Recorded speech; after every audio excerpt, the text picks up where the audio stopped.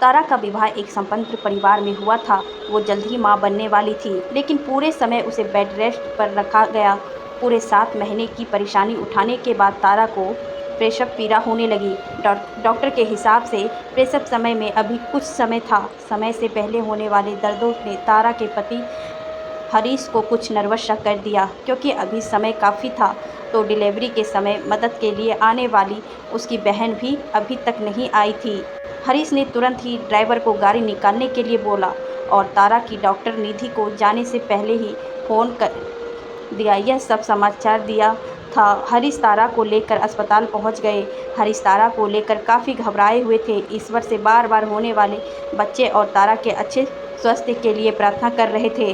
अस्पताल पहुंचते ही तारा को डॉक्टर निधि ने एडमिट कर लिया।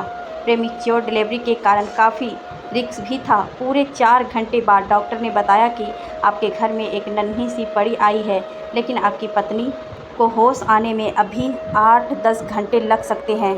डॉक्टर निधि ने बताया कि मैं अभी एक नर्स बच्ची की देखभाल के लिए आपके पास भेजती हूँ। तब हरीश ने कहा, डॉक्टर प्लीज़ नर्स ऐसी भेजना जो मेरी बच्ची को संभाल सके, क्योंकि मैं बच्चे के मामले में ही अनभिज्ञ हूँ और मेरे साथ इस समय परिवार की कोई अन्य महिला भी नहीं है। डॉक्टर निधि ने हरीश को तसल्ली देते हुए कहा, आप घबराइए नहीं। जो नर्स मैं आपकी बच्ची की देखभाल के लिए भेज रही हूँ वो हमारे स्टाफ की सबसे काबिल नर्स है। उसने ही आपकी पत्नी की डिलीवरी के समय मुझे काफ़ी मदद भी की है।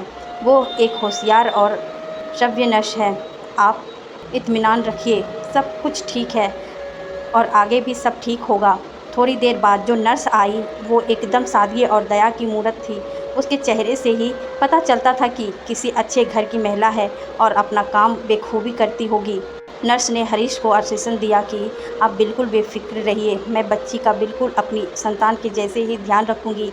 अगले सुबह जब तारा को होश आया तो नर्स को देखते ही तारा की आंखें खुशी से झलक आई। दोनों बचपन की पक्की सहेली थी।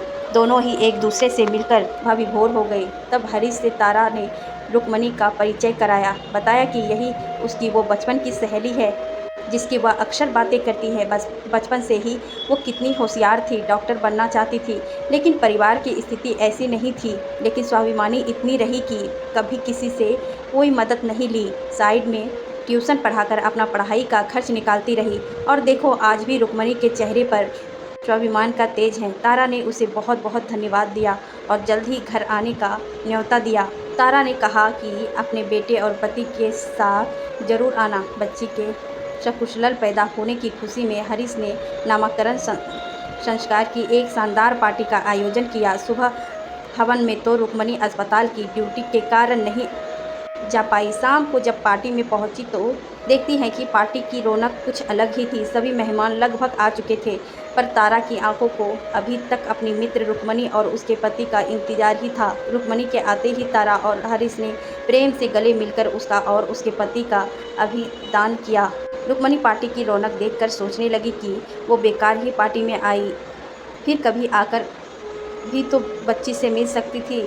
सभी लोग एक से एक बढ़कर बच्ची के लिए उपहार लाए थे। रुक्मणी अपने हाथ का उपहार छिपाने की कोशिश करने लगी। तारा ने रुक्मणी से कहा, रुक्मणी तुम मेरी बेटी को कुछ उपहार नहीं दोगी? रुक्मणी ने कहा, कहाँ तुम महलों की रहने वाली और कहाँ मैं गरीब सुदामा, दुआ और आशीर्वाद के सिवा क्या ही दे सकती हूँ।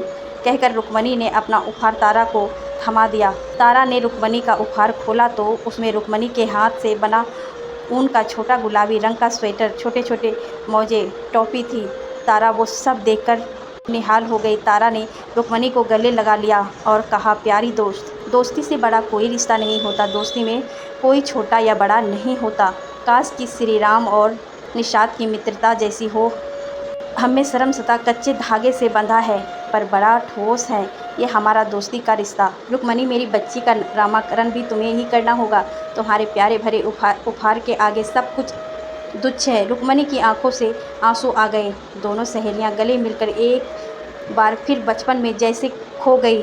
वो सावन के झूले, वो गुड्डे गुड़िया का बिहार रचाना, एक सहेली गुड्डे की माँ बनती, एक गुड़िया की, फिर दोनों सहेलियां खेल खेल में ही बड़े बड़े रिश्ते निभा जाती। रुक्मणी ने बच्ची का नाम अवंतिका बताया, जिसे सुनकर सभी बहुत खुश हुए। सभी ने तालियां बजाकर उनका स्वागत किया। तारा ने रुक्मणी का हाथ पकड़कर कहा, इससे अच्छा नाम और उपहार तो मेरी बच्ची के लिए हो ही नहीं सकता, क्योंकि कृष्ण जी भी सुदामा के चावल के बिना अधूरे थे। फिर इस मित्रता के चलते दोनों परिवार आगे भी ऐसे ही मिलते रहे। उधर रुक्मणी का बेटा उमंग आज शहर का बड़ा सर्जन बन चुका था, जिसने अपनी माँ की मेहनत का लाज रखी और अपनी माँ के डॉक्टर बनने के सपनों को खुद में पूरा किया। उधर तारा की बेटी निष्ठा भी अपनी माँ की ही तरह मिलनसार हृदय और अच्छे संस्कार वाली आज एक काबिल वकील बन चुकी थी। दोनों बच्चे आपस में एक दूसरे को पसंद करने लगे। आज फिर इतने वर्षों बाद तारा और रुक्मणी वास्तव में मित्रता के रिश्ते में एक और रिश्ता जोड़कर समधन के नए रिश्ते में बंध गए। वो बचपन वाला खेल आज नियति ने हकीकत में बदल दिया। दोनों सहेलियां ने एक दूसरे को खुशी से गले लगा लिया।